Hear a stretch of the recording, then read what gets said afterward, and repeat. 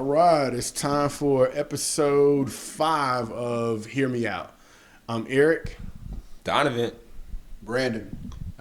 Next episode, we probably going to have more than one mic. Probably going to have 3 mics. We'll see what happens. Mic stands, 3 mics, 4 everything. people. All that. It's going to be exciting. All right, so let's jump into it. First of all, I just got to say, hey, Ms. Harris. Kamala Harris is the Democratic VP candidate running with Joe Biden. So welcome to the race, Ms. Harris. HBCU, stand up. AKA stand up. You gonna say something to the Divine Nine or something like that? Divine Nine, stand up? No? Rude, that's all we got. Okay. All Qualified candidate is what she is. Most importantly. And she's a qualified candidate. Way to go, Brandon. So I'm excited about the pick. I thought she would be his pick for a while now. She stood up to him, and it takes, sometimes it takes somebody to be able to you got to kind of punch somebody in the mouth or whatever to see if they can actually fight or whatever. She got him early in the Democratic primaries. She held her own, and I'm excited to see what happens moving forward. I think when you have somebody who's as intelligent, as gifted and talented as Kamala Harris is, being a former prosecutor, being a former district attorney and now senator, and you got to go back and forth with somebody like Trump, who's a criminal in my opinion. He's going to have a hard time dealing with her. He has a hard time dealing with smart, intelligent women. And she's one of those types, so she's going to be difficult for him to deal with, I believe. So we're going to see we'll see what happens. What do you guys think? Good. No, I think it's a good pick, solid.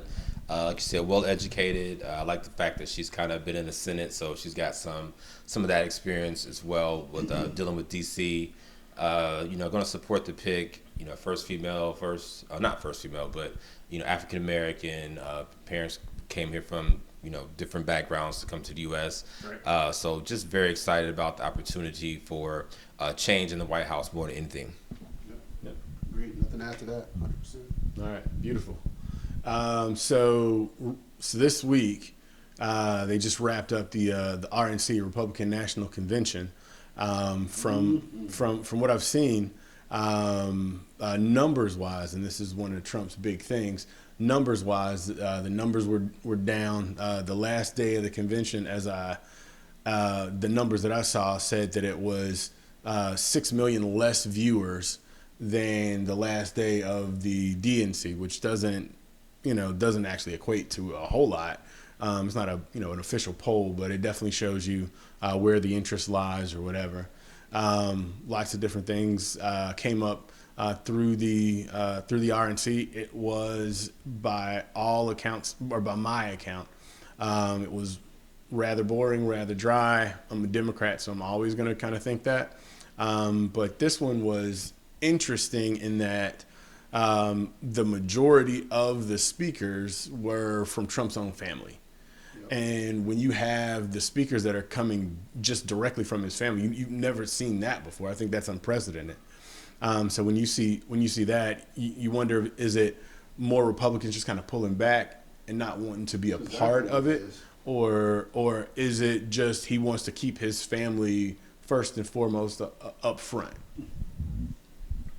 I think the big thing from that is that, and I did not watch it live, but I did follow up the next day on the news or read what was said in the papers or online. Not in the papers. I'm not 80 years old, but online. And what I took from the speeches that I read was that a lot of the topic was about Trump. It wasn't about issues that we're facing as a country. It wasn't about the direction we're headed. It was 2 things. It was about Trump and about promoting fear. And I think he needed to know that he could control the people that did that, and that's why he had his family do it. Yeah, that makes sense. That makes sense to me. RNC, break it down. Who cares, right? No one really cares. I think the interesting thing was you feel like Trump's popularity is dying down. However, it was watched pretty heavily, right? Yeah. And so you're still thinking like, I'm not mad at anybody for supporting their party. Like if that's what you believe in it wholeheartedly. I support my team wholeheartedly. I don't care win, loss, bad season, or whatever. So support it. I don't have a problem with that. Even LeBron? No, not 23. No, not at all. He's not a Laker. He plays for the Lakers team. Don't get me started. I'm sorry. But I was surprised that there were that many people that were still interested in Trump. It still shows that he has a very large following. The thing that we can't be surprised. The viewership was down though. It was down considerably down. It was down, but you're talking. He lost the election in the popular vote by 3 or 4 million, and so the difference between the Democratic convention and the Republican convention each night was about 3 or 4 million. 6 million differential. 6 million on the last day. Okay, still a lot of people still watched. It was still double-digit millions that were interested in. Which part of it could be party affiliation. Others of it could be how much are they supporting Trump. I'm not surprised by anything Trump does. Trump is a reality TV star. It is about ratings. It's about you're fired. It's about show. It's about look at me, look at me, look at me. So I'm not really surprised by anything he does. But at the end of the day, who cares? Yeah. All right. So part of the RNC, there were two that kind of stood out to me, and I definitely wanted to bring them up. Vernon Jones, Democrat from Atlanta, from Georgia, spoke at the RNC, and I've always been disappointed in him. So there was, he lived up to that. He's a complete disappointment to me, just kind of in general. You don't speak for black Democrats. You don't speak for black people. I don't even think you can speak for black markers. I was not even a I don't even think he could speak for a Sharpie. Just an utter disappointment. He brought up the same old talking points that have been spouted. They didn't even, and the thing that was interesting is that they followed that up with Hershall Walker as well. Hershall Walker, same type of thing. Football player. He feels more like a good old boy than anything else. And he spoke to, his whole purpose was speaking to, Trump's not a racist because we went on vacation together. Well, it goes way back because he actually played for his USFL team, was drafted. So they're friends from a long time ago. So I think that's what led to that connection there. And so, you are who your friends are is what I say. Right. So it sounds to me like Hershall Walker's a racist as well. Vernon Jones, he just wants us to talk about him, which is he realized he wasn't getting attention being a Democrat here in Georgia, so he started to ruffle the feathers so he could, quote unquote, stay relevant. He is a slimeball and a loser and probably a crook. But didn't he have some charges pressed against him? So I'm gonna say allegedly, just for yeah. the legality I of it. don't even want to talk. I don't even want to talk about him because that's all he wants us to do is talk about, which is why he switched. Right. So he's what you would call a Dino, a Democrat in name only, versus the Rhino, which is the Republican in name only, right? Should have paid attention in school. That was good. Thanks, man. I thought we were doing National Geographic. I was thinking So the other thing that kind of stood out to me about the RNC is that their little media darling, Candace Owens, did not make an appearance. She wasn't invited. Sorry, Candace, you weren't invited. They didn't invite you to the cookout that included raisins in the potato salad. So are you still a fan? Are you still gonna be a part of it, or are you sitting there and you're gonna cry? So that's my summation basically of RNC. Anything else you guys want to talk about related to that topic? I think Donovan maybe touched on it a little bit. I do think there were a lot of people still watching it. My concern for the upcoming election is not the people that are still supporting Donald Trump. It's the people that are in the in-between. I wonder, the independents, right? The people that say, I'm not really a big fan of Trump. I'm not a fan of Biden. Like, I wonder if they watched. I wonder where they're going to land. Because ultimately, I think they're going to determine what happens with this election. So the numbers, I think, play a big role. But to Donovan's point, I think there were still a lot of people watching it. And I'm hoping the drop down was the independents or the people that are out there that are not going to vote for him. But hopefully they vote, Right. Yeah. And the other part about it is if Trump got a large amount of women when he won this one. When he won this one, and then a lot of white women, not black women, a lot of white women, and then black people didn't show up to vote. We didn't show up like we did for President Obama in both elections. Yep. If African Americans turn out at a level anywhere comparable to what happened for President Obama, it'll be a short night, and it'll put Trump out of his misery really, really quickly. So hopefully we go out. Hopefully we go out and vote. I'm not going to start. I don't want to start that shit, but like really, we make up 11% of the U.S. So if every black person went out and voted, I don't think it's going to have that big of an uptick. So even when people are like, we got Obama in, like, no, he's going to need that majority to get in. And so we're talking black people, African Americans, we make up 11 to 13% of the U.S. population. So we're also talking about people that can't vote or people that are below 18, which then, is a lower number. Then people that have records, check the number off too. So I don't know what the exact number of percentage of Americans that can actually, black African Americans that can actually go out and vote. So we're probably looking at 9% of that population that can go out and vote. So even if it is, it's not going to weigh that, it's going to make that scale go dramatically either way. As someone who's got a degree in political science and has studied this stuff substantially, I'm going to vehemently disagree with you there, because every single election, you look at certain key indicators. One of those key indicators is demographics, right? Of those demographics, the black vote is a huge one. There's a huge sway. 8%, 10%, 9%. That's a huge sway in a presidential election. Considering that, and then you also got to consider black and brown. You consider that black and brown vote, right? So when President Obama won his first term, he got 85 or 89% of the African American vote. That teamed with all of the white women, black and white people, or black and brown people, plus that the white women vote, that ended up swaying the election. No way. Right?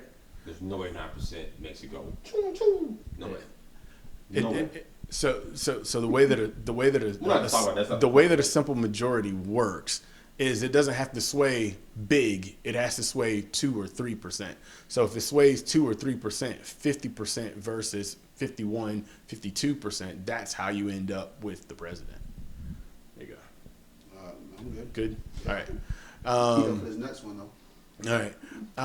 So the next one we'll talk through is why we protest, right? We had a lot of different things happen over the last week. I'm gonna let Brandon introduce and go through it, and we'll talk some more. So the latest incident of police brutality, it did not result in a killing, but in my opinion resulted in something almost worse, was the incident that took place in Wisconsin, where 3 officers, one officer in particular who I cannot recall his name. You remember his name? There was a gentleman by the name of Jacob Blake, that actually showed up to an altercation between 2 other people, tried to stop the altercation. When the police arrived, it's still unclear exactly what happened, but at one point Mr. Blake walked from the passenger side of his vehicle to the driver's side of his vehicle and opened his door with 3 officers walking behind him pointing guns, and as soon as he opened his door, he got 7 bullets to the back. And it was so callous and cold. To me, it was almost as bad as the George Floyd incident, because there was literally not a care in the world. When the officer was close enough to touch his shoulder, he just put a gun to his back and fired 7 times. With his children in the car. With his children in the car. His 3 kids in the car. And mind you, like, this is not a criminal situation where Mr. Blake was up to any type of criminal activity. It came out, obviously, that he did have some type of criminal record, but he was not. He didn't have any warrants. He had a warrant. No. I think he had a warrant. I don't know if it was active or not. Was it active warrant? It was just cleared. Okay. I looked at it right before taping. Had no warrants. Okay. No warrants. But nonetheless, a situation where you have 3 officers that can't de-escalate the situation or find some other strategy or means to prevent a shooting of deadly force, even though he did not die, is ultimately it took me back, man. It put me in a situation where I was numb for the day, numb to the point where I was angry and couldn't respond, couldn't talk about it. And this is how many days or months after George Floyd did this occur? This is 3 or 4 months. 3 or 4 months. Yeah. So really, this was sparked all the protests in Wisconsin and other places. Yeah, it was. Here we are back to square one. And you want to talk about all the stuff that resulted from that? Well, I'll let you. Y'all already know I'm different with this, but I'm sorry. Like, even if I was at my very own family reunion and there was an argument at the spades table and somebody went to their car, I would be like, they about to pull out that thing and I'm gone. So the situation for him to, in my eyes, for him to walk from around his car, officers telling him if he wanted to check on his kids, he could have checked on them from that side. Officers probably telling him to stop, put your hands up, stop, go in the car, whatever. Knowing that what just happened with George Floyd, Rayshard Brooks, all these situations, I'm not finna be like, I'm gonna ignore these cops. I don't give a damn what they saying. I'm finna do what I want to do. And then he opens the door, and from my view, it looks like he's reaching down. It didn't look like he opened the door and was like, hey kids, what are y'all doing?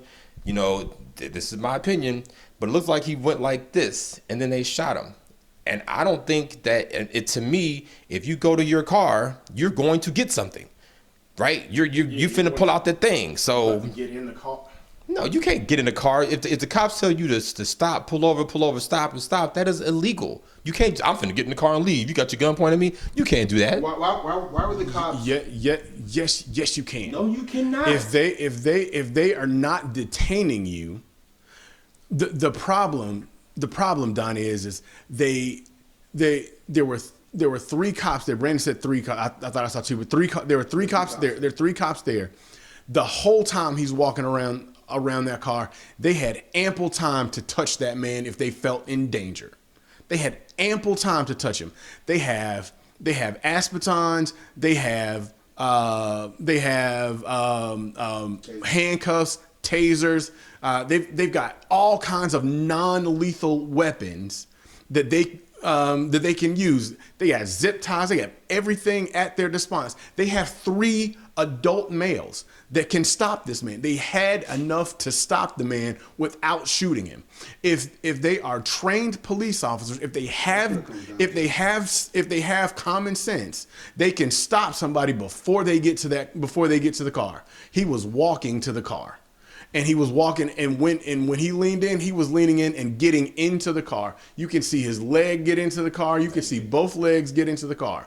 I will put the video in this video so everyone can see he's getting into the car. He gets into the car. As he is putting his right leg into the car, the cop pulls his gun and shoots him 7 times. Why did you feel it necessary? A Glock holds 17 shots. He put 7 shots in the back of a man. That's a cowardly act. He is a weak, sorry, pathetic person. And I will say that to his face. I'll say that to his parents. You raised some punks. Get my son. Get my son. Get my son. Get my son. Come here, TJ. TJ. You are bogus. This bogus.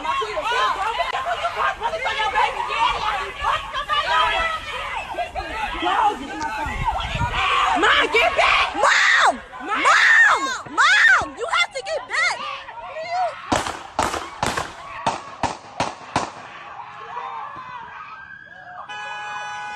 Wow!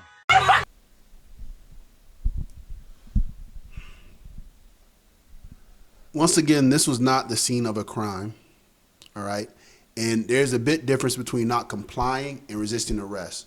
So they used what could have been deadly force for somebody that wasn't complying to a request of the officer, to your point, Donovan, and it wasn't the scene of a crime. He had no involvement in what was going on there at all.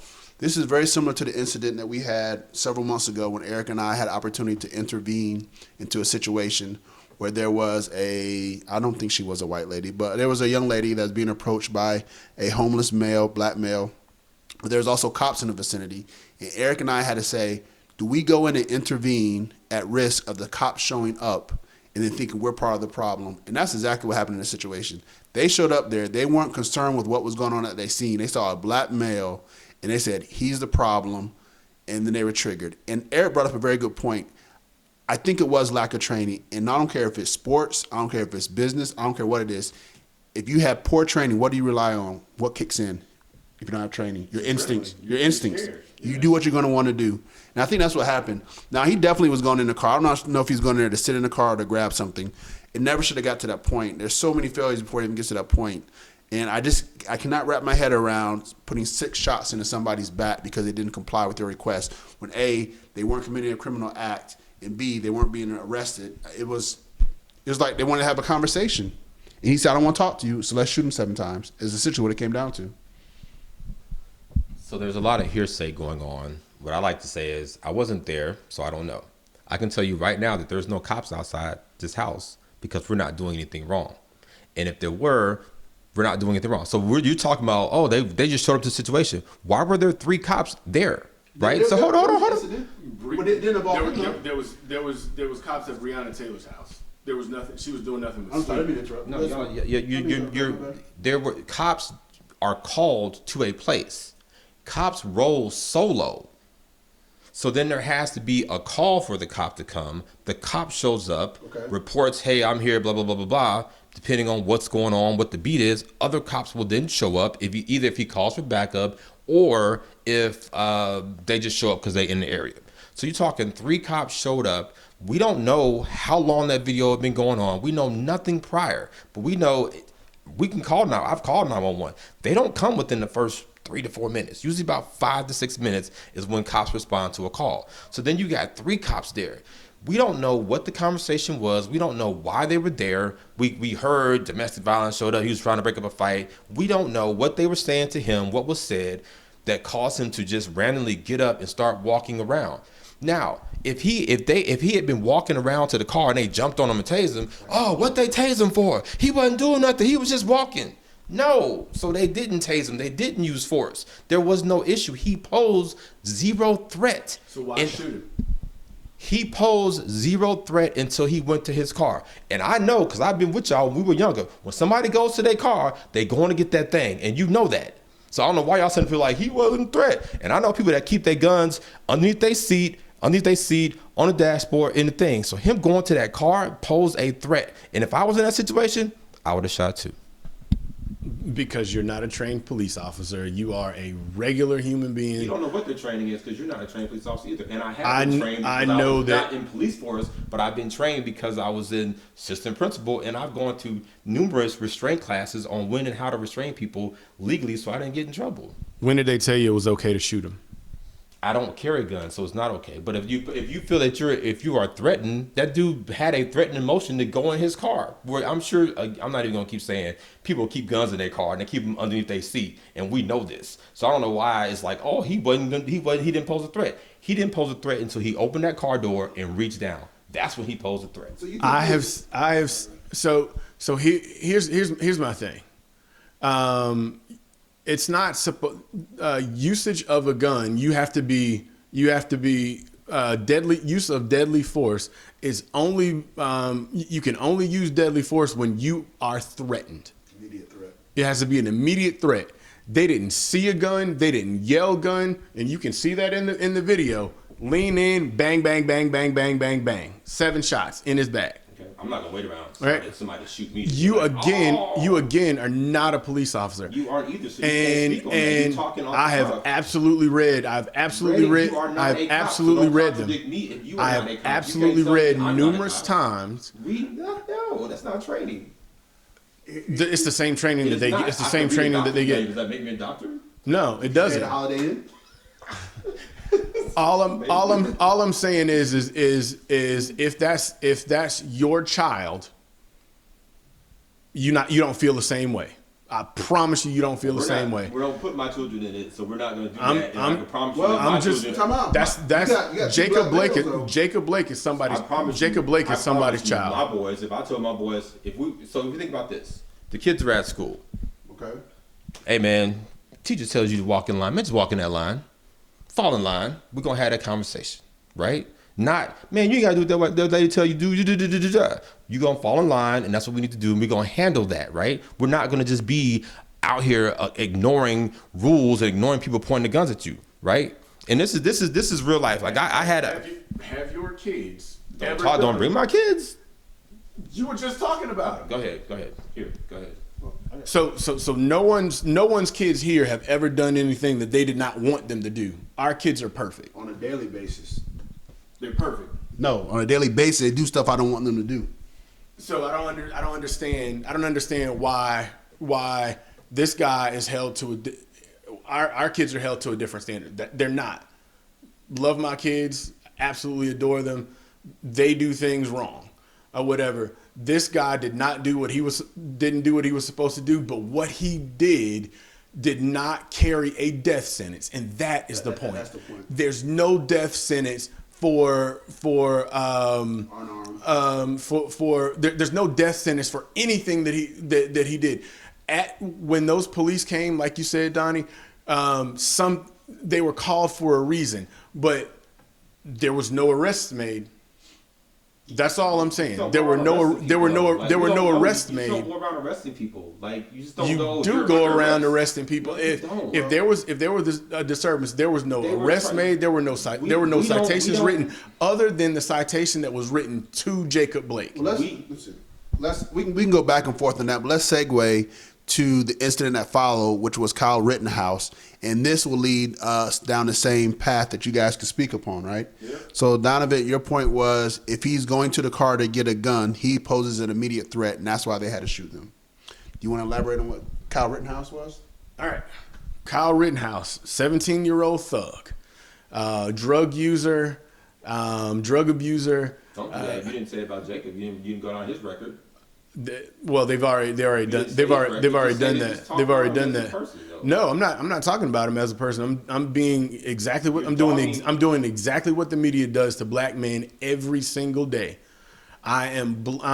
So we get blamed for everything. So I'm gonna make sure that we, and I posted on my Instagram, on my Insta story today, and on my Facebook today, Kyle Rittenhouse's record. So if anybody wants to see all the 7 crimes that he's committed, most of them misdemeanors until he murdered 2 people a couple of days ago, and maimed a 3rd one with an illegal gun with guns that he should not have had. So yeah, describe the incident. What happened? So what happened is Kyle's mother took him to a militia, dropped him off at a militia meeting with guns, an AK, I think it was an AR-15 or an AR-15, and I believe a handgun. So we're not sure exactly what happened, but he shot. He's a 17-year-old, so he can't legally carry a gun. So she took it. So she dropped him off, and he somehow or another ends up shooting one person. People see him shoot one person. He starts to. He runs. Okay, he runs down the street. He runs down the street. People are pointing out, "Hey, this is the guy who shot all these people. This is the guy who shot that guy." He's running. He trips and falls. The Black Lives Matter folks chase him. Try to get the gun away from him. He turns around, shoots 2 more people, killing another individual. Yep. And then as he's firing pretty wildly, the crowd disperses. He then gets up and starts to walk further down the street. As he walks further down the street, he encounters a bunch of additional police officers who were in armed vehicles, and there were a pretty decent amount of them. He puts his hands up. They don't say anything to him. He goes, he waves to him, talks to him a little bit more. While people are shouting, he just killed 2 people. While people are shouting, he just killed 2 people. He just shot 2 people. He's the shooter. They let him go. They didn't stop him. They didn't detain him at all. Nobody pulled out a gun on him. Kyle got a chance to go home, go rest, go get some sleep. Probably went to Burger King or something. I don't know. So this is where it loops back around to your point, Donovan. So Jacob Blake was shot in the back 7 times by an officer. There's 3 officers at the scene because they thought he was going into his car to get a gun. Kyle Rittenhouse literally killed 2 people while people are chasing him, yelling he just shot 2 people, walking down the street with a handgun and an AR-15 strapped to his chest, and these same cops in this same town, so the same police force, let him walk by. Those 2 things, you can't shoot one person because you think there's a threat. The only difference between Kyle and Jacob Blake is color. And so to shoot one 7 times and literally give one an escort through all that madness kind of shows the temperament of the Kenosha police force. So why should they have stopped Kyle? Why should they have stopped Kyle when he approached them? What did he do wrong at that point? He shot 2 people. What did he do wrong at that point? He shot 2 people, Dog. Okay. They're policemen. That's their job, to arrest people that commit crimes. So that's actually a crime being committed. So we have to keep in mind, right? Crime happens, people call 911. If the cops don't get that call, they don't know that he shot. Now they can't. There's people chasing him saying he just killed 2 people back there. You're not going to investigate? I don't know. I wasn't there. I don't know. But I'm just saying. What I'm saying. It doesn't hold water. But no. But what we're saying. What I'm saying is this. This dude, you cannot have a concealed weapon. It is illegal to carry a concealed weapon, right? So when the cops go to these cops, these are they National Guard? They're patrolling. They're not necessarily receiving stuff from a police scanner for 911 operations, right? So if they talk to this guy, had a conversation with him, if they don't know that he did something, they can't arrest him. The crowd of people yelling. The crowd of people that are yelling. Where were the people murdered? They're police officers on the same street. They're on the same They were street. 100 meters. They were 100 meters away. He killed those people 100 meters away. They heard Those the police gunshots. officers heard gunshots, multiple gunshots. They're police officers. They're standing in the street. How do you not hear? How do you not hear gunshots? They're shooting off bangs out there, and they're in their car. They're rolling down the street in tanks. I don't know. I wasn't there, but all I'm saying is What type of police officer doesn't hear gunshots or bangs and see somebody walking with they shoot them off themselves. What type of police officer hears that, then sees people saying, "Hey, he just killed 2 people," then sees somebody coming through with an AR-15 and a handgun, and doesn't say, "Hold up, stop here for a second. We got to see what's going." What that's actually the act of policing, is what that is. That's actually the act of policing. I don't know what to say. I can't even explain that anymore. I mean, so here's the thing. Again, we weren't there. We don't know, right? And so I don't know where the people were in relation to him him shooting them, right? We could say 100 yards. I don't. Only video I've seen is him walking with his hands up towards the cops. Let me ask you a question. If that was a black guy walking with a gun and people people non-color said, "Hey, he just killed somebody," does he walk through those policemen without being stopped? In your opinion? Without being stopped? Without being stopped. No. But they stopped him and they questioned him. That's what you said. They didn't stop. They didn't stop. They didn't. They didn't say that. He stopped. He stopped. Let him walk through. He had his hands up. He puts his hands up. He walks past them, and they're like, "Okay, that's it," and he just keeps walking. I mean, they don't have a reason to stop him. Other than they stop him, if people are following saying they could have stopped him and talked to him, but they would have not been able to do anything to him at that point because it is not illegal to carry guns. It's not illegal to shoot somebody though. Yeah, well, they put 7 bullets in Jacob Blake over the assumption that he was going to get a gun. They put 7 bullets in Jacob Blake over the assumption that he was reaching for a gun, so they can't actually stop somebody and question somebody when they have a rifle strapped to their chest. With people yelling, "He just shot someone." He's 17. I'm sure. I think he has to be 18 to carry that to begin with. I mean, Okay. wait, hold on. What I'm saying is this. I'm not. It's the Second Amendment to carry guns. We get upset because it's a white boy carrying an assault rifle. And what the hell is he doing with that gun walking down the street? Nobody's upset about that. We're upset that he killed somebody. And Is he in jail? Is he in jail? He is now. So what's the problem? The problem. So the thing, what I'm saying, as a juvenile, what I'm saying is this: if the police are there, just as in Stone Mountain, Georgia, when there was all those black people wearing all black with their assault rifles walking and marching through Stone Mountain, and everybody was posting saying, "Yeah, way to go, that's right, show your weapons." All I'm saying is there was no cause for those cops to arrest him and or stop him because he didn't break, at that point, they didn't know that he had broken any laws. Right? People yelling and this, that, and the other dude. I'm telling you like this. I've been in those. You're not listening. You don't listen to that. You can't be listening. People. It's literally your job to be listening. that's why they were there. That is the whole reason for them to be there. So you tell me when those cops are standing there with their riot gear, They weren't there. They weren't there. They weren't there doing that. Go ahead, Go man. ahead. I'm done. They weren't there in riot. They weren't there with the riot gear. They were sitting on top. They were sitting on top. Yeah, I saw the video. Yeah, let's go on, man. I mean, I don't understand the whole "I'm not there" part. I mean, no, I didn't see it. I wasn't there in person, but video don't lie. So okay, so the cops are in tanks, riot gear, rolling down the street. I don't know how loud a tank is. I don't know if they're shooting off flashbangs themselves. I don't know what's going on.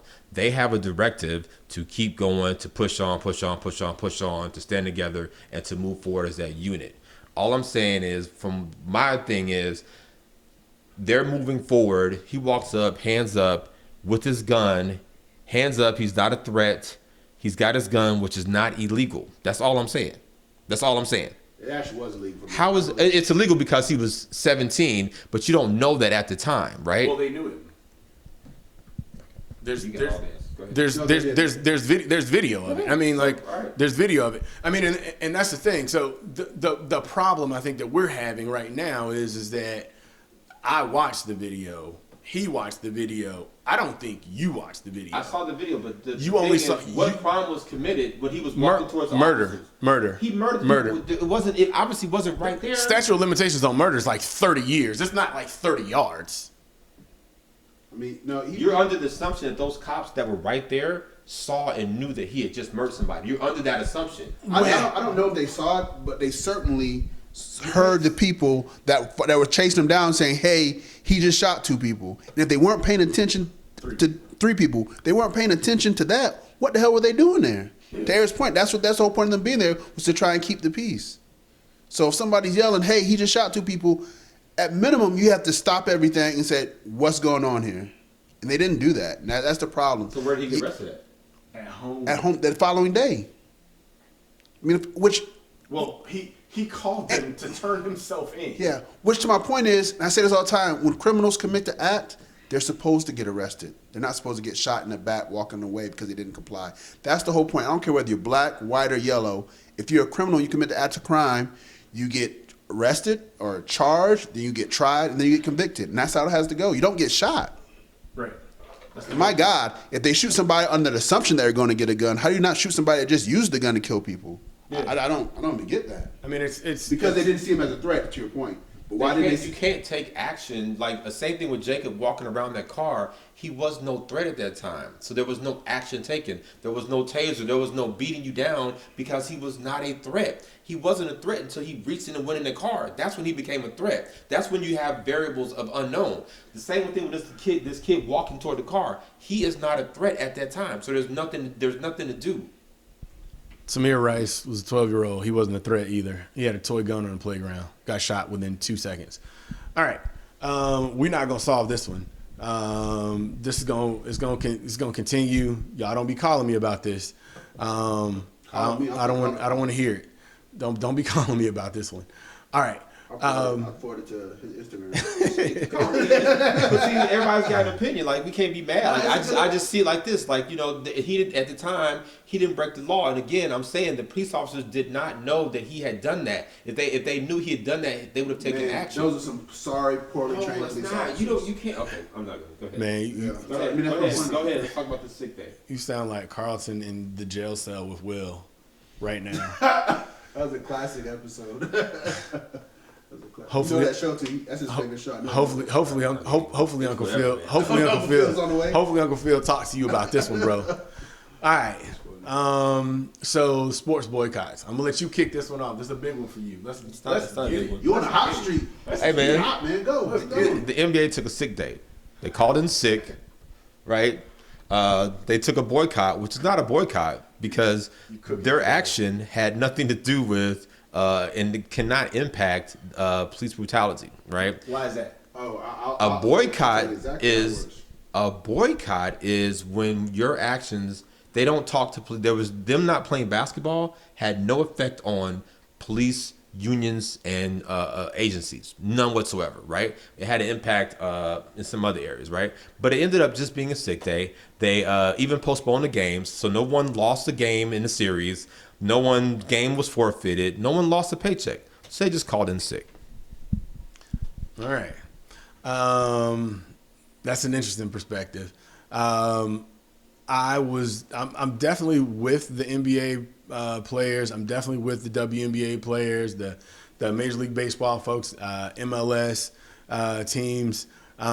Wish the NHL had stepped up. Evander Kane, I agree with you. Naomi Osaka, I agree with you. But it was interesting. Excuse me. It was interesting because the Bucks didn't tell anybody that they were gonna boycott the game, and the whole bubble then had to react to it. So the Orlando Magic players who they were about to play, they were all out there warming up. They didn't get word that the Milwaukee Bucks wasn't coming out until basically right at game time. I think 6 or 7 minutes before game time. So they just kind of made a call and said, hey, we're going to support them with this or whatever. There was a lot of stuff that happened kind of behind the scenes as I've been hearing. What I did hear is that there was a vote taken kind of early, and the Lakers and the Clippers voted to not have the rest of the season. Yep. They didn't want to continue the playoffs.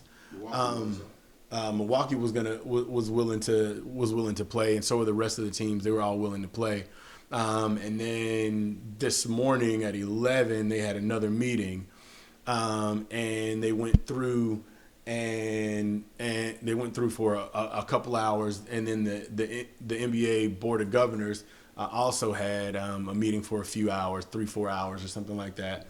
And when the players came out, they had voted to go ahead and continue the season with some stipulations. Basic stipulations that came out for them to start back was creating a social justice committee that had reps from the players, the coaches, and the owners group. And then they were going to convert NBA arenas to voting and polling locations for the upcoming election. And then the third one was to create ad space during the playoffs to be used for civil engagement for national and local voting things. Now, to me, I know what they really wanted to do, or I've got a feeling they really wanted some long-lasting changes or whatever. But I think some of the younger players who don't have the type of money that a LeBron or a Kawhi have, I think there were grievances that were probably stated. I don't have this. I'm not in the bubble, and I'm not one of those insiders, right? But just based off of the stories that I'm right that I'm hearing, what happened was a lot of, well, if we do that, it's going to impact this, and this down the road. So it'll impact, the TV deal. It'll impact the CBA, the CBA. It'll impact the NBA, the folks at Disney or whatever, those folks, if it doesn't get played, those people don't get paid. They don't get any money. The people that are working in the bubble, folks like that, right? It impacts a lot of other deals. People that work for the NBA could possibly have been furloughed or laid off, and on and on and on, right? So all of those things, they decided to back off and compromise on those 3 items, which are 3 decent items, but for my own taste, I feel like it was a little mild. But It's just the beginning, though. But yeah, it's just the beginning. So, just huge problem with this. Again, you have NFL players that didn't take a stance with Kaepernick. It's real trendy now to be like, I'm protesting, right? They threw Kaepernick under the bus. They threw Kyrie under the bus when he said, don't even go to the bubble because we need to focus on stuff like Brown and Taylor. He was deemed crazy. Kyrie didn't want to play basketball. So he was... So then that was an issue. Then now it's like, yay, rah, rah, rah for them. And I just don't think that, I think that they could have taken another stance. I think that them actually playing could have been beneficial. And then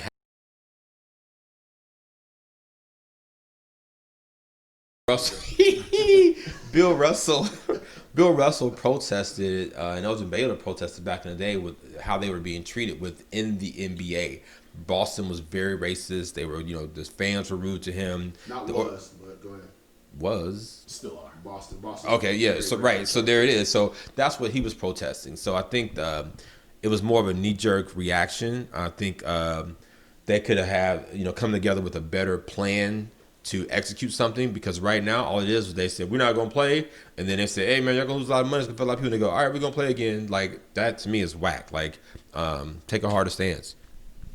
I agree. I think that. Well, I don't agree with everything you said, but I definitely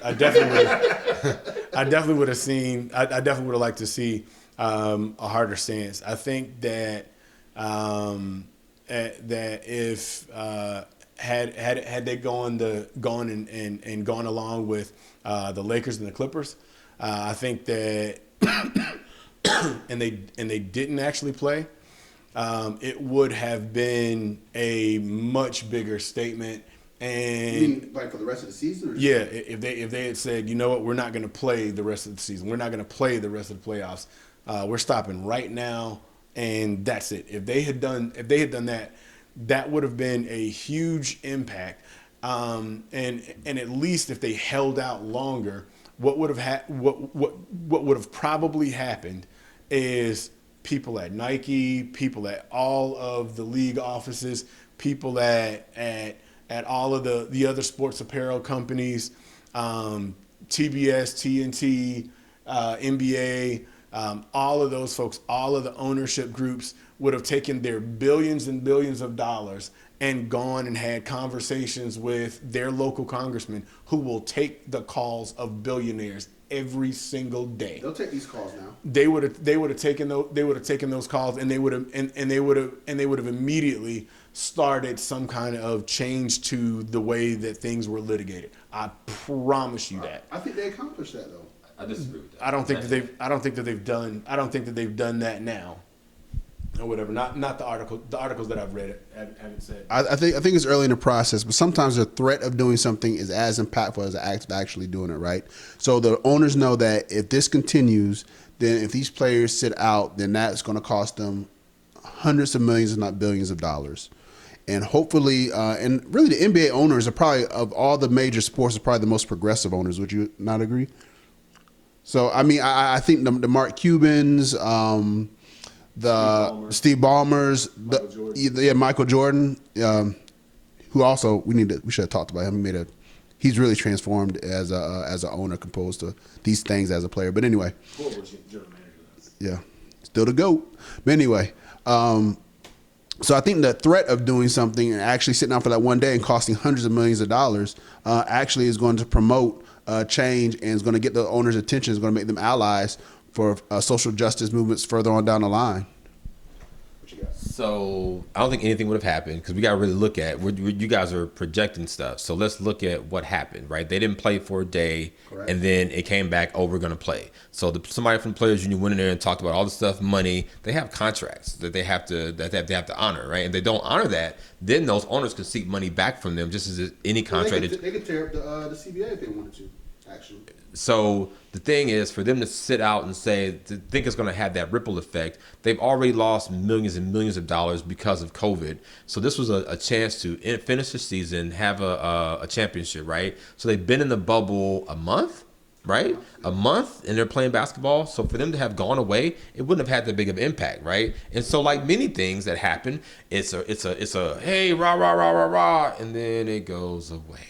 So by the time the basketball season would have come around, it would have been like, all right, let's go, because you would then had all of the teams having to play, all the owners, you have fans coming in. It would have changed. They changed their tune in less than 24 hours. When they went in there and said, hey, here's what's going on, here's what's at stake, they changed their tune less than 24 hours. So I don't think it would have had that ripple effect that you guys are talking about. I don't know. I disagree. So a couple of things there, right? So as far as the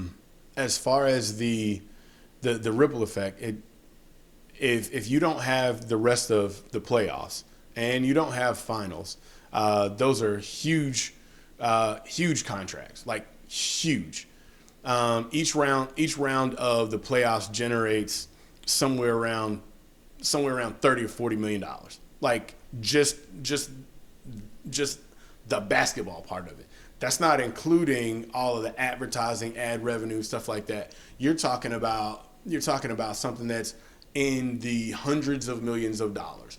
So you're easily talking about from the end of playoffs into the finals, you're talking about somewhere around a couple $1 billion or whatever. I know this because I worked for Turner and worked for the NBA and managed all of those things, right? So we're there with that. All-Star alone makes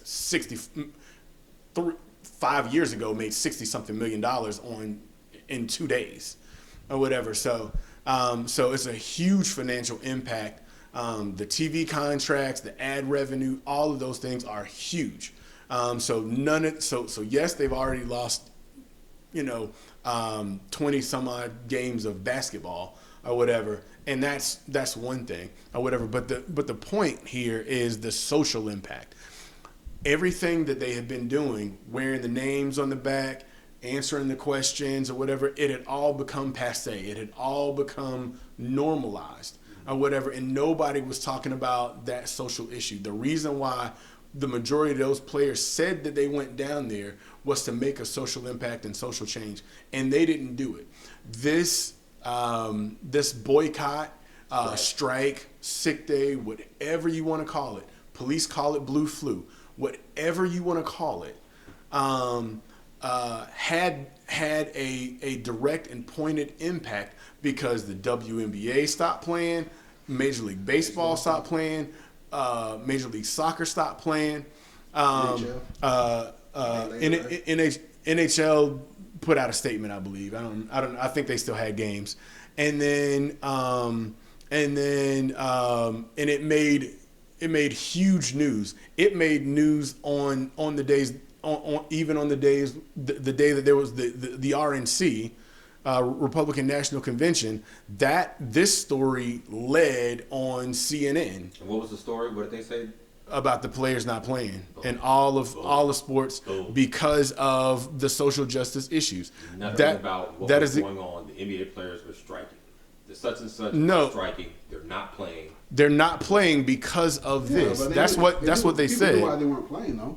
And they spoke to why they weren't playing. It wasn't just NBA players aren't playing. Yeah. No sports are playing right now. That's if you look that's on not ESPN, what happened. It's such and such isn't playing. This is postponed. This is postponed. It's not social justice reform. It's just that they're postponed, right? And so there's a delay in it. There's not like this, like, hey, we got to address the social issues. They're not taking anything until this is being done. You look, the headlines are postpone, not playing. I watched ESPN and they did. I watched ESPN. It was Michael Wilbon, Paul Pierce, Taylor. I can't remember, Maria Taylor. Yeah. She's from Alpharetta, by the way. Yeah, down the street. And I can't remember who the fourth person was, but I watched them for an hour, and all they talked about was the players not playing and why they weren't playing, and that's what it caused, an hour of dialogue addressing the issues and why they weren't playing. And so, I mean, that's the whole point of it, is to bring awareness. Awareness is action. And Doc Rivers, that speech was amazing. Dom Smith. And Kenny the Jet Smith, like, I applaud you for walking off the set at TNT. As a black man, I appreciate it. It's just a sick day, man. All right, just a sick day. Keep it moving, like do more. Don't just like we called in sick. We took something. Now we're gonna play again, right? It's the blue flu. Like, there has to be something behind that action other than, all right, we're gonna play again. Like, you made a lot of noise. It's the loss of economic dollars. There was no loss. They lost tons of money. They didn't lose money. They're postponing the games. They're going to play all those games. They're going to make all that money. Nothing was lost. They did not go down. The series is not 3-2 or 3-3. They lost nothing. There was nothing. And you got to think about, the TNT is going to get that money because they're going to play that game on TNT. It just postponed. Just as all the other games were postponed when March happened, they delayed. All those games were postponed. I got one final statement to say. Anytime in business, when you're trying to launch anything, project, an event, and it's postponed, and it doesn't go off when it's supposed to happen, you lose money. You do. Doesn't matter if you lose money. There was no fans, and they're on TNT. I could see if there was fans in the stands. There was no fans in the stands. They're all in their bubble. They're not losing door money, right? So the games are going to be played on TNT. They're still going to charge TNT their advertising. They're still paying the players their salary. The loss of money is not, in my opinion, is not the point, right? The point is that people are again seem to be charged up about the social justice issues, about police brutality, and people are talking about it again. And we're talking about it because we've been talking about this more than anything else. Right. And the one thing that I'm happy about is that Jacob Blake didn't get a hashtag because he's still alive now. Unfortunately, the police now have the man who they paralyzed, and it was found that there was no weapons in his car. No, the cop hadn't been arrested, but they now decided to, after they paralyzed him, they now have him chained to the bed, handcuffed to the bed, even though he's paralyzed. What crime He had did he commit warrant. still? He had a warrant. He had a warrant. He had a warrant. If you go to jail and you're under arrest and you have a warrant, I don't care what level you are on, you are handcuffed because that's just the procedure. Hey, he's lucky. His dad got. We can't start following procedures now.